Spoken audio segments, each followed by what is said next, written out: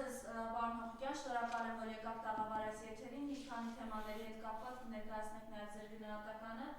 Եվ մեզ համար կարևոր ու օրակարգային է մնում մեր ռազմագերիների խնդիրը, ովքեր շարունակում են խոշտանգվել Բաքվի բանտերում։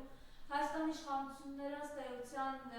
չեն էլ թաքցնում իրենց վերաբերմունքը։ Ես սա մի քանի մեջբերում կանեմ իրենցից, խնդրեմ դժվարությամբ եք, բայց այստեղ իրենք բացահայտ ասում են, նույն Անդրանիկ Քոչարյանն ասում է, ինչի են իրենք գերին, դա վտանգավոր է Հայաստանի համար։ Ալեն Սիմոնյանն ասում է, եկեք անկեղծ լինենք, գերիներ վերադարձնելու համար մենք է պետք է փոխանակման բան ունենան։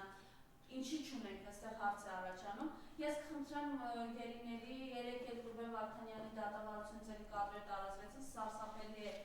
մարդու վիճակը, խնդրեմ, բոլորին այսինքն։ Շնորհակալություն հրավերի համար։ Այն մարդիկ, ովքեր հիմա գտնվում են Ադրբեջանում, մեր հայրենակիցները, ես ասել եմ, հիմա էլ եմ կրկնում, որ այդ մարդիկ այսօրվա Հայաստանի պետականության, հայ ժողովրդի արժանապատվության պահողներն են։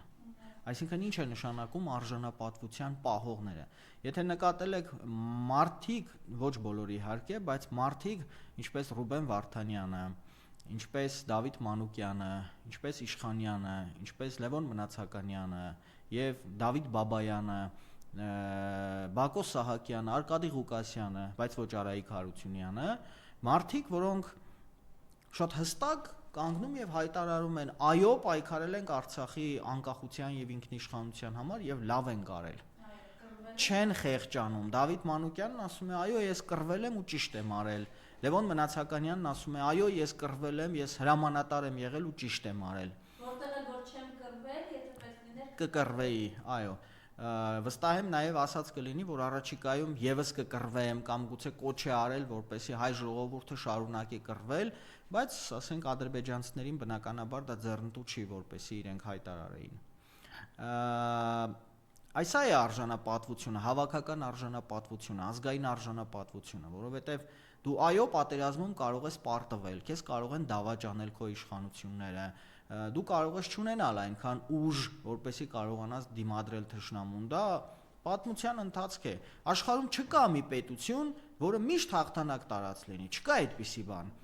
Լինում են բոլոր պետություններն էլ իրենց պատմության մեջ եւ հաղթել են եւ պարտվել են, եւ դավաճանվել են եւ արդար ճանապարհով են հաղթել։ Այսինքն դա որևէ պետություն, որևէ ժողովուրդ չի կարող հպարտանալ, որ ինքը միշտ հաղթել է ու ինքը միշտ ունեցել է հրաշք թագավորներ։ Բայց շատ կարևոր է, որ նույնիսկ պարտությունից հետո ժողովուրդը չկոտրի իր մեջքը կամ ժողովրդի մեջքը չկոտրեն կամ ժողովուրդը պարտվողականության գիտակցության մեջ չընկնի։ Նժդեհներ չէ ասում, որ պարտությունը սարսափելի չէ, սարսափելին պարտվողականությունն է, եւ սարսափելին այն է, որ ժողովրդի մտավորականությունը պարտվողական տրամադրություններ չունենա։ Հիմա ցավոք սրտի Հայաստանի Հանրապետությունում ինչպես քաղաքական ուժերի մեծ մասը, այնպես էլ մտավորականության, մշակույթի գործիչների մեծ մասը հենց այդպիսի տրամադրությունների մեջ են, այսինքն պարտվողական, այսինքն մտածում են, որ եթե մենք պարտվել ենք պատերազմում, ապա վերջ ամեն ինչ վերջացած է, մենք պիտի իբր թե անենք այն, ինչ Ադրբեջանն է պահանջում եւ այլն։ Սա կործանում է, սա կոնկրետ պետականության կործանում է։ Եվ այս պայմաններում, երբ որ Բաքվի բանտում նստած, խոշտանգվող, մենք տեսնում ենք, չէ, ինչպիսի վիճակի մեջ են այդ մարդիկ, նույնիսկ նրանց արտաքին տեսքից է երևում, որ նրանք խոշտանգվում են, եւ այդ մարդիկ, չնայած իրենց ֆիզիկական գոյության սպառնալիքին, շարունակում են հայտարարել, որ պետք է պայքարել։ Մենք տեսնում ենք Ռուբեն Վարդանյանի ձայնային հաղորդագրությունը, որտեղ մարդը շատ հստակ պայքարի կոչ է անում։ Մենք կրկնեմ, ասենք Բակո Սահակյանը հայտարարում է, որ Արցախի ինքնորոշման պայքարը դա արդար պայքար է եղել եւ եւ որևէ դատարանում քննելի առարկա չի։ Այո, կամ զինվորական հրամանատարությունը մարդիկ, որոնց զինվորական կենսագրությունը որևէ մեկի մոտ կասկածի տեղիք չի տալիս։ Ռուբեն Դավիթ Մանուկյանը, Լևոն Մնացականյանը եւ այլն, սիրելի հայրենակիցներ, այս մարդիկ իրականում կրկնում եմ մեր հավաքական արժանապատվության պահողներն են։ Այն ինչը որ մենք չենք կարող Հայաստանի Հանրապետությունում անել, որովհետև դա մեզ արգելվում է երկրի կառավարության կողմից, դատերով, կալանավորելով եւ այլն, եւ ի վերջո զզվելի քարոզչությամբ, ահավոր զզվելի քարոզչությամբ, երբ որ անընդհատ ժողովրդին մատուցում են մի կեղտոտ տեղեկություն, որ իբր թե այսպես, իբր թե այնպես, դե պարզ է, ժողովուրդն էլ չես կարող ժողովրդին հավաքական առումով մեղադրել, որտեղ ժողովուրդը ունենում է այնպիսի գիտակցություն, ինչպիսի քարոզչություն տարվում է։ Ընդդիմությունը կարողանա ավելի ուժեղ քարոզչություն տանել, ժողովուրդը կլինի ընդդիմության քարոզչության ներքո, իշխանությունը իշխանության։ Հետևաբար մեր պետական ազգային արժանապատվության պահելու առումով հենց Բաքվի բանտում նստած մեր հայրենակիցներն են, որ պայքարում են մեր արժանապատվության համար։ Ու այստեղ իշխանության ներկայացուցիչ հանդիսացող Անդրանիկ Քոչարյանը, տեսեք ինչ է հայտարարում։ Այս մարդիկ այնտեղ նաև Հայաստանի եւ Արցախի արժանապատվությունն են պահում, մեր լինելիությունն են պահում, ինքը ասում է, պիտի գերի չընկնեին, դա վտանգավոր է Հայաստանի համար։ Այսպես ասեմ, ես խոստանում եմ Անդրանիկ Քոչարյանին, երբ որ Հայաստանում կփոխվի իշխանություն, մենք իր համար կստեղծենք բոլոր պայմանները, որպեսզի ինքը փորձի գերի չընկնել Ադրբեջանին։ Օրինակ կտանենք, կանցկացնենք Իջևանի մոտ Կայան գյուղ կա։ Այդ հատվածում են հաճախ հանդիպում Մեհեր Գրիգորյանը եւ Շահին Մուստաֆաևը, այդ այսպես պայմանական սահման։ Մենք կարող ենք Անդրանիկ Քոչարյանին, Ալեն Սիմոնյանին եւ մյուսներին, ովքեր ասում են, որ պիտի գերի չընկնեին կամ, չգիտեմ, այլ բաներ, մենք իրենց համար բոլոր այդ հնարավորությունները կստեղծենք ապագայում, կանցկացնենք այսպես կոչված պետական պայմանական սահմանից այն կողմ, որտեղ ադրբեջանցիներն են վերահսկում, եւ կասենք դե փորձեք գերի չընկնել եւ փորձեք դուք այսպես պայքարել մի քանի հոգով, այ երբ որ գերի էլ ընկնեն, հետո կասենք դե պիտի գերի չընկնեիք։ Իսկ եթե փորձենք մարդկային լեզվով դա ասել, ոչ թե իրենց այն օրը, երբ որ ուրեմն արդեն այդ խոշտանգված լուսանկարները տարածվել էին այլևս այդ վերքերով դեմքի վրա, ակնհայտ դրության նշաններով, ասում է Բաքվում բարելավել են պայմանները ռազմագերիների պահման։ Չեմ ուզում մեկնաբանել, հաշվի առնելով բարոյականության սկզբունքները։ Բայց գիտեք, մարդիկ, որոնք չունեն ազգային դիմագիծ, այդ մարդկանցից սպասել, որ այդ մարդիկ պետքա, այսինքն ես անկեղծ ասած, ես մշտապես զարմանում եմ, որ Հայաստանի Հանրապետության այսօրվա իշխանության որևէ առանձնյակի,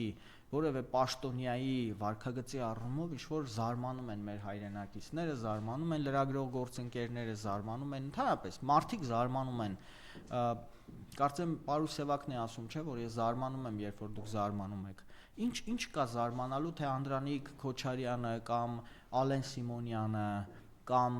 Նիկոլ Փաշինյանը կամ այնտեղ Գագիկ Մելքոնյան եւ այլն նմանատիպ մարդիկ ինչ որ թուրքամետ հայտարարություններ են անում։ Մարդը, երբ որ Արցախը հանձնում է, այդ մարդուց դու սպասես, որ ինքը պիտի ինչ որ արժանապատիվ ազգային ինչ որ բան ասի, այդ է զարմանալի, որ դու սպասում ես իրենից։ Հետո ինչ որ իշխանություն է։ Եղել է ժամանակ, որ Հայաստանի ղեկավարը եղել են օրինակ թուրքեր։ Հիմա դուք թուրքերից սպասում եք, որ պիտի հայամետ ինչ որ բան ասեին։ Պատկերացրեք, ասենք Նիկոլ Փաշինյան չի Հայաստանի ղեկավարի անունը, ասենք Նիկոլ Փաշօղլու է, ինչպես ժողովրդի մեջ տարածված է։ Տարբերություն կա արդյոք։ Չէ։ Հարգելիս, չէ, չկա տարբերություն։ Դուք համարեք, որ Հայաստանը այսօր գրավված է թուրքական ինչ որ ուղղակի էսկալացիա է եղել եւ թուրքերը գրավել են Հայաստանը։ Հիմա մենք ազատագրական պայքարով կազատագրենք Հայաստանը։ Բազում անգամներ է եղել Հայաստանը գրավել են օտարները, մենք ազատագրել ենք։ Նույն 1600 տարի առաջ, ասենք, Վասակ-Սյունին Հայաստանի մարզպանն էր, ազգությամբ հայ էր, բայց թուրք էր, չէ՞։ Կամ 1700-ականներին Սյունիքի ղեկավարը Մելիք Ֆրանգյուլը ազգությամբ հայ էր, բայց թուրք էր, իր աղջկան էլ կնության էր տալիս թուրքերին, թուրքին չէ, թուրքերին, մի քանի թուրքի էր կնության տալիս իր աղջկան։ Հիմա ասենք Հայաստանի այսօրվա թուրքը, ասենք, կարողա ինչ խնդիր ունի, որ ազգությամբ հայ լինի, երևի, եւ ասենք ինքը էությամբ թուրք լինի։ Հետևաբար զարմանալ, որ թուրքը վատն է, այ դրա վրա եմ ես զարմանում, մտածել, թե ինչու է Հայաստանի իշխանությունը այսպես ասում։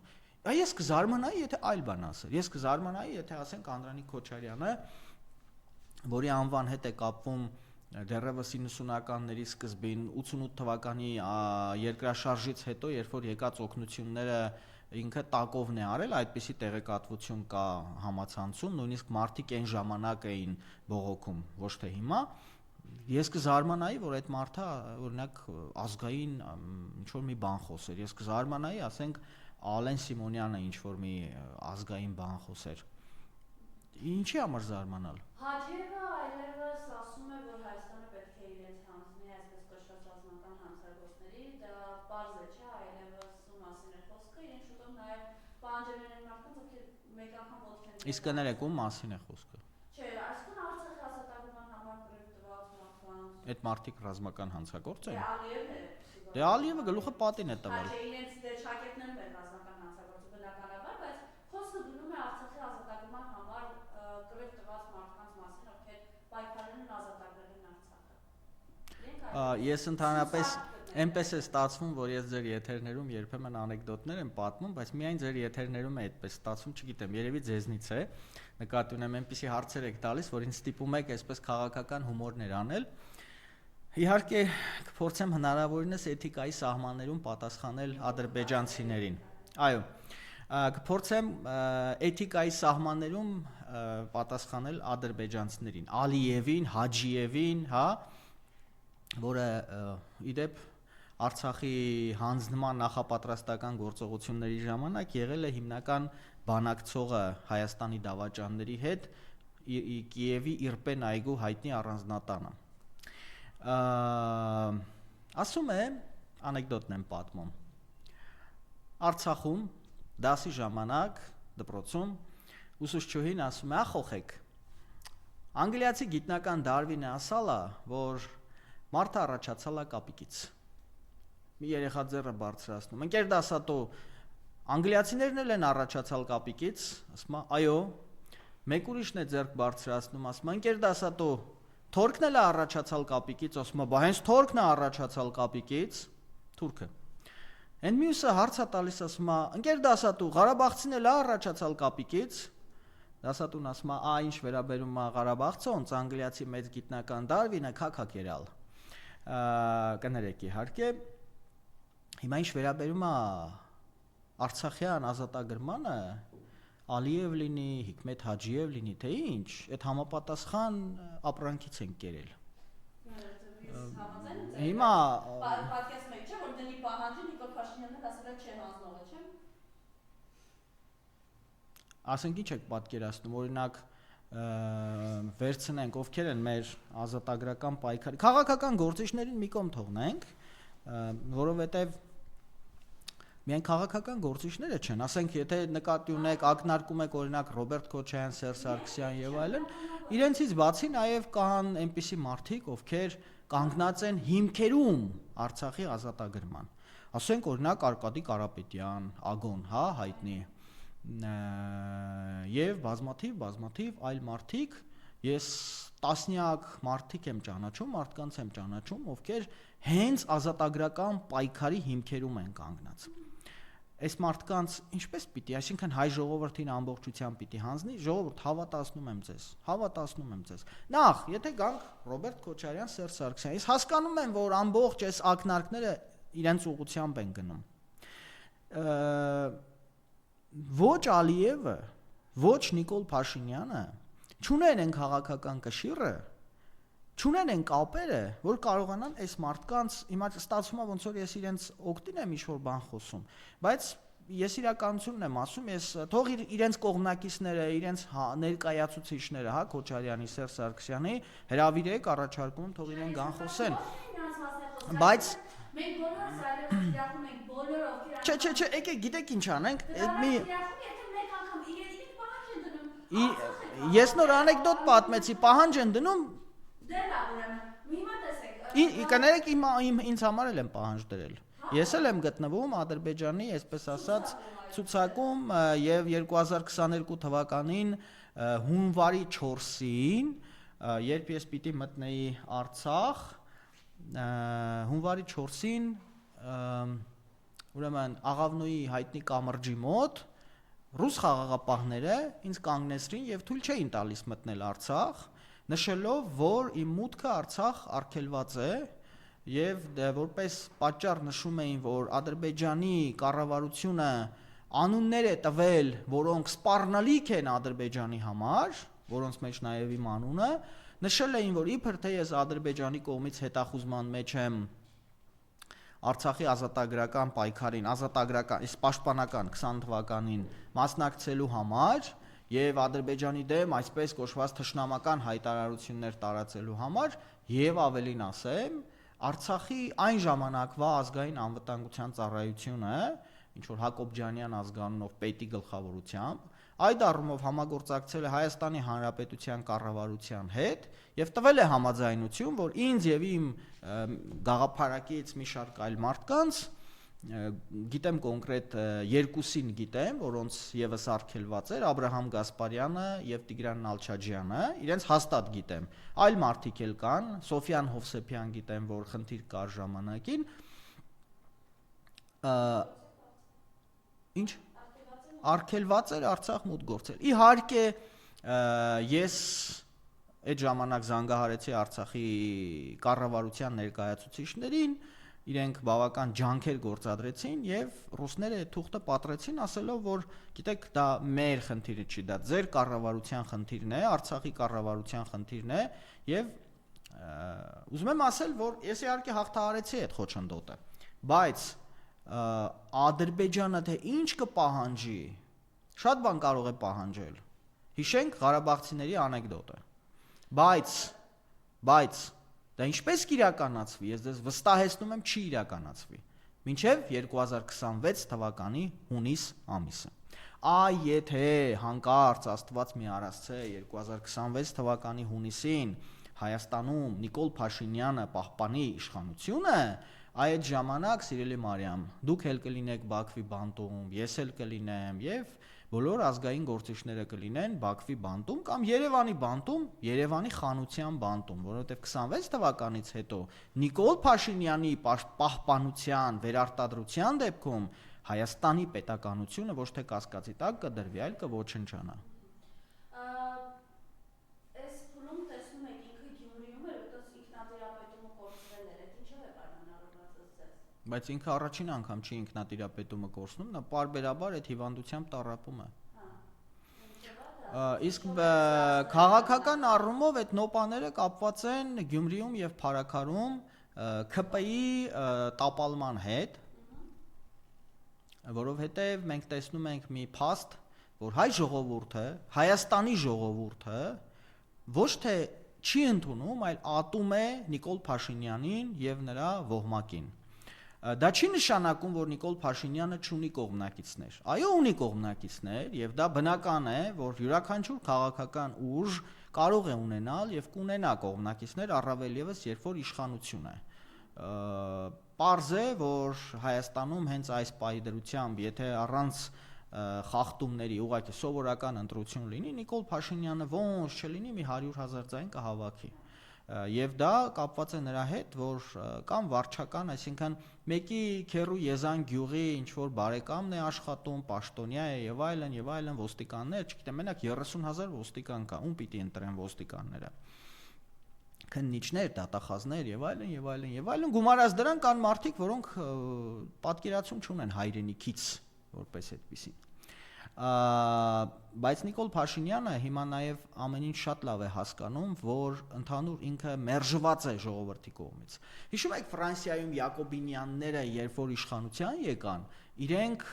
մահապատժի էին ենթարկում Ֆրանսիայի նախկին իշխանություններին։ Բայց ինչ տեղի ունեցավ։ Երբ որ Յակոբինյանները տապալեցին այն ամբողջ ինչ խոստացել էին ֆրանսիացիներին, գիտեք ինչ արեցին ֆրանսիացիները Յակոբինյաններին, մահապատժի ենթարկեցին։ Հիմա Նիկոլ Փաշինյանը երբ եկավ եւ հայտարարեց, որ մերժում է, հա, հիշում եք, մերժիր Սերժին եւ այլն, մերժել նախկին իշխանություններին։ Նույն կերպ ժողովուրդը հիմա իրեն է մերժում։ Հավատացեք, ես Հայաստանի մի ծայրից մյուս ծայրն եմ գնում։ Այո, ինչ լավ է, ես շատ ուրախ եմ, սիրելի Մարիամ, որ դուք այդպես եք հիմա մտածում, որտեղ մի ժամանակ դուք այդպես չէիք մտածում։ Մի ժամանակ դուք ասում էիք, որ ժողովուրդը աջակցում է Նիկոլին մեծ հաշվով եւ այլն, բայց ես իհարկե շատ ցավում եմ, որ հիմա է այդպես։ 100,000 մարդ աջակցում է։ Դա շատ բնական բան է։ Դա յուրաքանչյուր ժողովրդի մեջ շատ բնական բան է։ Երկու պատճառով, մեկը յուրաքանչյուր ժողովրդի մեջ կան նաև այդ ժողովրդի հետ էթնոգենետիկական կապ չունեցող մարդիկ, այսինքն արյունով հայեր են, բայց գիտակցությամբ հայեր չեն, այդ մեկ։ Երկրորդ հաշվի առեք, որ իշխանություն է։ Հիշում եք, օրինակ, մի բան ասենք, հանրապետական կուսակցությունը, լավ, վատ, ինչ ուզում ենք ասենք, իշխանություն եղած ժամանակ հավաքում էր, ասենք 70% ձայն, չէ՞։ Իշխանություն եղած ժամանակ։ Երբ իշխանություն չէր, 2018 թվականին նույնիսկ նվազագույն շեմը չհաղթահարեց։ 2021 թվականին էլ նվազագույն շեմը չհաղթահարեց, բայց ինչ եմ ուզում ասել, ներողություն, ուզում եմ ասել, որ մարդիկ, որոնք օրինակ Սերժ Սարգսյանի կառավարման ժամանակ Սերժի արևով էին երթվում, այդ մարդիկ հետո դուրս եկան, սկսեցին հայհոյել նրան։ Ինչու, որովհետև դա ամբողջների մտածողությունն է։ Ես ձեզ վստահեցնում եմ, այն մարդիկ, որոնք այսօր Նիկոլ Փաշինյանի արևով են երթվում, այդ մարդկանց 99.9%-ը վաղը Նիկոլին առաջինն են քարկոծելու։ Գալու են ձեզ համոզեն, ասեն՝ «Մարիամ, դուք նիկոլական եք եղել, այ մենք Նիկոլին դեմ ենք եղել»։ Ես նման դեպքեր գիտեմ, էլի, որ ինձ համոզում էին, որ իրենք ինձնից շատ են Նիկոլին դեմ պայքարել, բայց ես այդ մարդուն գիտեմ, որ ուղնուցուցով նիկոլական է եղել։ Այսինքն հիմա այս ամեն ինչը կապված է նրա հետ, այս սրացումները, որ ինքը ուղղակի գիտի, որ այլևս մերժելի եւ ատելի է ժողովուրդը։ Այո։ Եվ մենք առաջիկայում այս ամսվա մեջ, մարտ ամսվա մեջ, եւ Գյումրիում եւ Փարաքարում, իհարկե ես ենթադրում եմ հետեւյալ սցենարը։ Կարծում եմ, որ Գյումրիում առաջին տեղը, եթե թույլ տաք իմ ենթադրություններն ասել, քանի որ որևէ մեկին այս պահին կոնկրետ պաշտոնապես աջակցություն չունեմ հայտնած, այսինքն կարող եմ կողքից իմ կարծիքը հայտնել։ Ես կարծում եմ, որ ամենամեծ քանակի ձայներ կհավաքի Վարդան Ղուկասյանը, նախկին քաղաքապետ, շան մասին չի խոսքը, դոգի մասին չի։ Վարդան Ղուկասյանը, որովհետև որքան ես եմ հետևում, նա բավական մեծ հեղինակություն է վայելում Շիրակի մարզում եւ Գյումրիում հատկապես շրջակայքում։ Երկրորդ, երրորդ տեղերի համար պայքարը գնում է հիմնականում Մայր Հայաստան շարժման, Անդրանիկ Թևանյանի, չգիտեմ անունը, Դերենիկին գիտեմ միայն, Կորյուն ազգանունը չեմ հիշում, մյուսի, եւ ԿՊ-ի միջև է երկրորդ տեղի պայքարը եւ հետեւաբար ես կարծում եմ իհարկե ընտրություններից հետո ճիշտ կլինի, որ ընդդիմադիր ուժերը դա Վարդան Ղուկասյանն է, դա Մայր Հայաստանն է եւ ովքեր որ իրական ընդդիմություն են, ոչ թե այնտեղ մի բան կա, խեղկատակ կա, ինչ որ Արտյոմ է, ինչ է անունը, չգիտեմ։ Հա, այն հրեշտակը։ Չակերտավոր։ Ինչպես այսպես կոչված մարդը կանգնած է Լուսարքի Արմեն Գրիգորյանի։ Այո, գիտեմ։ Դե, ինչ էիք սպասում։ Հիմա տեսեք, բայց ես կարծում եմ, որ Նիկոլի հաշվարկը հետևյալն է։ Ընտրություններից հետո ես կարծում եմ կամ անմիջապես առաջ կամ անմիջապես հետո Վարդան Ղուկասյանին կձերբակալեն, իրենք այդ խնդիրը չունեն, էլի, որ մարդու գլխին սարքեն եւ կփորձեն այնպես անել, որ պարակտվի ընդդիմությունը եւ նորից օգտվի Նիկոլ Փաշինյանը իր իրավունքից եւ իր ուզած մարդուն դնի համայնքապետ։ Ես կարծում եմ այս տարբերակով կփորձեն գնալ, բայց գիտեք, գնացքը արդեն գնացել է ԿՊ-ի։ Նույն ճանապարհով են ուզում շարժվել Փարաքարի ընտրություններում։ Հիմա Փարաքար համայնքում, որը բավական մեծ թվով բնակավայրեր է ներառում, հիմնական պայքարը գնում է գործող համայնքապետի, որը ի դեպ շատ ցածր վարկանիշ ունի, կարելի ասել չունի, ինչ որ Լյուդվիգ Գյուլնազարյան, եւ մի քանի ընդդիմադիր ուժերի միավորմամբ Վոլոդիա Գրիգորյանի միջև, որին աջակցում են ապրելու երկիր կուսակցությունը եւ էլի քաղաքական ուժեր, որը ասեմ շատ բարձր վարկանիշ ունի, եւ որքան ես եմ զրուցել։ Կան էլի առանձին, կարծեմ Մայր Հայաստան շարժումը եւս հայտարարել է, որ մասնակցելու է։ Եվ այստեղ նույնպես, օրինակ հիմնական ընդդիմադիր ուժը Վոլոդիա Գրիգորյանի շուրջ փորձում են քրեական ինչ-որ խնդիր ստեղծել, եղբորն են կալանավորել եւ այլն, փորձում են ստիպել, որպեսզի ինքը եղբոր դիմաց հրաժարվի պայքարից։ Եվ սա ԿՊ-ին հատուկ ձև է, որպես այդպեսին։ Բայց այս երկու տեղերում էլ ԿՊ-ն պարտվելու է, ԿՊ-ն դաժան է պարտվելու, որովհետև երկու տեղում էլ ժողովուրդը շատ լավ տեսնում է, տեսել է եւ տեսնում է ԿՊ-ի կերածը եւ մերժում է Նիկոլին ընդհանուր առմամբ։ Բայց ինչպեսի վարչական լծակներ կկիրառվեն, արդեն իրենք այնքան բան են, այսպես օրենքը ոտնահարում են, որ իրենք խնդիր չունեն, էլի, ուղղակի վերցնելու եւ ոտնահարելու օրենքը, իրավունքը, ամեն ինչը։ Բայց ձեր հարցին, թե Նիկոլը ինչու է նյարդայնացած, բա պիտի նյարդայնացած լինի, բա որովհետեւ ինքը այն որ ոտքի տակից փախչում է հողը եւ ինքը շատ լավ է հասկանում, որ մանավանդ Սաակաշվիլիին տեսանք, որ 9 տարի, այդ 9 տարի ընդամենը $3 միլիոն ուտելու համար, բայց օրինակ հայրենիք վաճառելու համար ես կարծում եմ Նիկոլ Փաշինյանին վերջնական պատիժը, որպես այդպեսին կլինի, ասենք 1500 տարի, որովհետեւ երբ որ դու նայում ես, թե քանի անգամ է սահմանադրական կարգի տապալում արել, հայրենիք հանձնել, դավաճանել, թշնամու հետ պայմանավորվել, քանի քրեական հոդված կա, պաշտոնական դիրքի չարաշահում եւ այլն, այդ ամեն ինչը որ գումարում ես 1500 տարին գուցե նաեւ քիչ լինի։ Եվ ամփոփելով մեր զրույցը, մեր աչքի առաջ Սիրիայում ցեղասպանություն է տեղի ունենում, ինչպես ասում են, թուրքը մնում է թուրք, խնդրեմ ես մասած ձեր գնահատականը։ Ես պիտի խոսեմ մեր հայրենակիցների շահի տեսանկյունից։ Դեռ 2024 թվականի նոյեմբերի վերջ դեկտեմբերին, երբ որ Սիրիայում փոխվեց իշխանություն, ահաբեկիչները եկան իշխանության, ինչ ուզում եք անվանեք, դրանք ահաբեկիչներ են, որոնք ստանում են Թուրքիայի աջակցությունը, իսկ Թուրքիան առևտուր արեց միջազգային ուժերի հետ։ Թուրքիան առևտուր արեց այն առումով, որ տեսեք, թուրքական քաղաքականությունը իրականում շատ խելացի է, պետք է թուրքերից շատ բաներ սովորել քաղաքականության առումով։ Թուրքիան ինչպես 1920 թվականին գնաց գործարքի Անգլիայի եւ արդեն բոլշևիկյան Ռուսաստանի հետ, Լենինի հետ, առաջարկելով օգնեք ինձ կամ գոնե ձայն մի հանեք, ոչնչով մի օգնեք հայերին, մենք գրավենք Հայաստանը, իսկ Հայաստանը կարող էր դիմադրել 20 թվականին Թուրքիային, եթե մի կողմից բոլշևիկները Կարմիր բանակը թիկունքից չհարված էին Հայաստանին։ Հիշում եք 20 թվականի դեկտեմբերին, ներողություն, հոկտեմբերին, երբ որ թուրքական բանակը Ղարաբեկիրի գլխավորությամբ հարձակվում էր, մերոնք հաջողությամբ դիմադրում էին մինչև այն պահը, երբ որ Կարմիր բանակը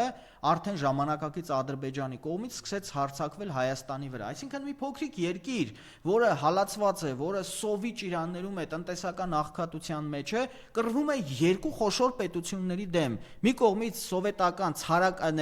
բոլշևիկյան Ռուսաստանն է, Լենինի գլխավորությամբ, արևելքից Մյուս կողմից Թուրքիան է, էլի հզոր բանակ ունեցող, եւ Հայաստանը ուզեր թե չուզեր, պիտի ինքներ այդ պայմաններում։ Բայց ինչ էր խոստացել Քեմալ Աթաթուրքը, խոստացել էր Լենինին, որ Հայաստանը ծնկի բերելուց հետո, Հայաստանի պետականության ոչնչացումից հետո Թուրքիան կդառնա սովետական միության մաս։ Եվ տեսեք Թուրքիայի այսօրվա դրոշը հենց այդ սկզբունքով էլ սարքված է, կարմիր դրոշը ինչպես սովետական միության դրոշը, վրան աստղը ինչպես սովետական միության դրոշը, սրանք պատահական չեն, ու պատահական չի, որ 1921 թվականի հոկտեմբերին Կարսի պայմանագրի կնքումից հետո Լենինը մի արձան է ուղարկել Քեմալ Աթաթուրքին, որը հիմա էլ դրված է Կարս քաղաքում այդ հայտնի դոմիկի փոքրիկ տնակի դիմաց, եւ տակը գրված է Լենինից Քեմալին։ Հիմա նույն կերպ Քեմալ Աթաթուրքը անգլիացիների հետ պայմանավորվեց, որ օգնեք դուք այս պահին որևէ կերպ մի խանգարեք Թուրքիա, բոլշևիկյան Ռուսաստան բարեկամությանը եւ առաջիկայում Թուրքիան կդառնա անգլիական գործակալ։ Այդպես էլ եղավ, երբ որ Թուրքիան ստացավ 24000 քառակուսի կիլոմետր Հայաստանի Հանրապետությունից, 3 մատի կոմբինացիա ցույց տվեց Լենինին, ուղարկեց գրողի ծոցը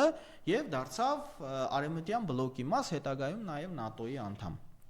Ինչու է պատմական ակնարկը արեցի։ Այսօր նույն բանն է կատարվում։ Թուրքիան ինչ արեց։ Ռուսաստանին համոզեց, որ մի պաշտպանիր Ասադին եւ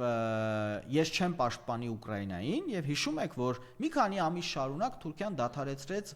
բայրակթարների մատակարարումը Ուկրաինային։ Եւ այո, Ռուսաստանը հերթական հիմարությունը թույլ տվեց, տեր չկանգնեց սիրիական պետությանը, թույլ տվեց, որպեսզի Ասադի իսկ Ասադը այնպես չէ, որ առանց կրակ ծուխ չի լինում, Ասադն ինքը շատ վատ ղեկավար էր Սիրիայի համար, ասում են հայերին սիրում էր, բայց դա քիչ է,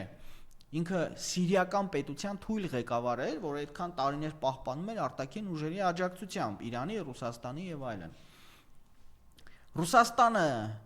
չպաշտպանեց Ասադին, թիկունք չկանգնեց, ի վերջո այդ ընթացքում եւ նաեւ Թուրքիան պայմանավորվեց Ամերիկայի հետ, Անգլիայի հետ, որ նրանք պետք է աջակցեն, որպեսզի թուրքական ուժերը, ահաբեկչական ուժերը Սիրիայում իշխանության գան, եւ այդպես էլ եղավ, տեսանք ինչ եղավ, որից անմիջապես հետո հիմա մի քանի օր առաջ հիշում եք, որ Զելենսկին ժամանեց Թուրքիա, հանդիպեց Էրդողանի հետ, ինչից հետո ինչ հայտարարվեց, որ թուրքական զինված ուժերը կտեղակայվեն Ուկրաինայում, այսինքն Թուրքիան կրկին 3 մատի կոմբինացիա ցույց տվեց Ռուսաստանին եւ լավ արեց, որովհետեւ Ռուսաստանը չի շարժվում ռազմավարական մտածողությամբ, շարժվում է մարտավարական, այս պահին լավ լինի մեզ համար համագործակցենք Սիրիան տանք, փոխարենը ստանանք մի քանի ամսով Թուրքիան չաջակցի Ուկրաինային, այս պահին լավ լինի մեզ համար դուրս գանք Արցախից, փոխարենը Թուրքիան ինչ հարցում զիջի, բայց Թուրքիան ստանալով Արցախը վաղը մտնելու է Ռուսաստան, ես ձեզ երաշխավորում եմ, ընդամենը առաջիկա 10 տարվա ընթացքում Թուրքիան պատերազմ է հայտարարելու Ռուսաստանին, փորձելով գրավել Չեչնիան, Դաղստանը, Ինգուշետիան, մինչև Ղազախստանի սահման, եւ դա լավ է մեզ համար, որովհետեւ ռուս-թուրքական պատերազմի ժամանակ 2030-35 թվականների ընթացքում մենք ազատագրելու ենք Արցախը։ Ես կլինեմ։ 2026 թվին, եթե անկարծացված մի Արասե Փաշինյանը վերընտրվի, Հայաստան պետություն պետականության հարցներ Ես լիահույս եմ, գիտեք, մի բան հիշեցնեմ, մինչև ձեր ավարտելը, եթե թույլ տաք ինձ այդ երջանկությունը պարգևեք։ Ուրեմն Թադեոս եւ Բարդուղիմեոս առաքյալները Հայաստանում քրիստոնեություն էին տարածում։ Գիտեք, Թադեոս առաքյալը Քրիստոսի աշակերտներից Հայաստանում հենց Արցախում է քրիստոնեությունը տարածել։ Եվ գիտեք Թադեոս առաքյալը ինչ նամակ է հղել, ինչ ուղերձ է, ինչ խնդրանք է հղել Աստծուն։ Խնդրել է, որ Տեր Աստված, քանի դեռ մարդկությունը կա այս աշխարհի վրա, հայ ժողովուրդը թող միշտ լինի։ Եվ մենք տեսնում ենք, եւ այդ նամակը կա, իդեպ գոյություն ունի։ Մենք տեսնում ենք, որ պատմության քառուղիներում տարբեր աղետներ են տեղի ունեցել, բայց հայ ժողովուրդը երբեք չի դադարել գոյություն ունենալուց։ Տերյանն է ասում, չէ, որ շատ ազգեր են եկել, գնացել, եգիպտական բուրգերը փոշի կդառնան, արևի պես երկիրիմ կվառվես վարման։ Հիմա այսպես էմոցիոնալ դաշտից անցնենք ավելի հողի վրա շոշափելի իրականության։ Դա եմ ուզում ասել։ Մեր սիրելի Մարիամի նախորդ հարցին պատասխանելով, ես կարծում եմ, որ Սիրիայում բնակվող մեր հայրենակիցները օր առաջ պիտի դուրս գան Սիրիայից եւ հաստատվեն Հայաստանում, որովհետեւ ինչպես 1909 թվականին, երբ որ երի թուրքերը Թուրքիայում իշխանության եկան եւ հայերին մեծ խոստումներ էին տալիս անվտանգության, ընդամենը կարճ ժամանակ հետո սկսվեցին հայերի ջարդեր։ 1909 թվականին Ադանայի ջարդը, արդեն 15-16 թվականներին, գիտեք, ընդհանուր հայերի ցեղասպանությունը եւ այլն։ Հետեւաբար, անկախ նրանից, թե թուրքերը ինչ խոստումներ են տվել, ահաբեկիչները թուրքերի հովանավորությամբ ինչ խոստումներ են տվել հայերին, ես շատ վատ բան պիտի ասեմ, Հալեպում, Լաթաքիայում եւ մյուս տեղերում սպասվում է հայերի զանգվածային կոտորած։ Հետևաբար հայերը օր առաջ պիտի Սիրիայից դուրս գան, անկախ նրանից, թե ինչպիսի մշակութային ժառանգություն են ստեղծել։ Մարդիկ պիտի հաստատվեն Հայաստանում, մայր Հայաստանում։ Սիրիան մեր հայրենիքը չի, սիրելի հայրենակիցներ։ Սիրիան Արցախ չի, որ փորձենք պահել։ Սիրիան Հայաստանի հետ որևէ էթնոգենետիկական կապ չունի, բացի նրանից, որ Տիգրան Մեծը ժամանակին գրավել է Սիրիան, բայց մեր հայրենիքը չի։ Հետևաբար պետք է Սիրիայից օր առաջ մեր հայրենակիցները դուրս գան։ Իսկ ընդհանրապես, սիրելի Մարիամ, 2026 թվականը Նիկոլ Փաշինյանը չի 26-27 թվականի նոր տարին չի դիմավորելու կառավարության շենքում, դիմավորելու է բանտախցում։ Չգիտեմ, գուցե իր համար առանձին բան սարքվի, օրինակ Բաքվում։ 2026 թվականը լինելու է Հայաստանի իշխանության տապալման տարի։ Եվ 2026 թվականից սկսած մենք պատրաստվելու ենք 2030 թվական, 35 թվականի ռուս-թուրքական պատերազմի ժամանակ Արցախի ազատագրմանը։ Ճանապարհ, ծրագրեր եւ նպատակասլացություն։ Լավ է լինելու։